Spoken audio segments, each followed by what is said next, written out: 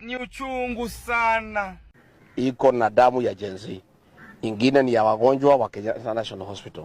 So tumekubaliana na watu pale Mlimani, hiyo pesa usipeleke nyumbani. Usilipe nayo school fees. Usinunue mbuzi. Hiyo pesa inakuliwa tu hapo sokoni. Watu wakule, wakunywe maji, pombe nini. Jana Murang'a imetumika karibu 50 million. Mpaka cheji imekosekana.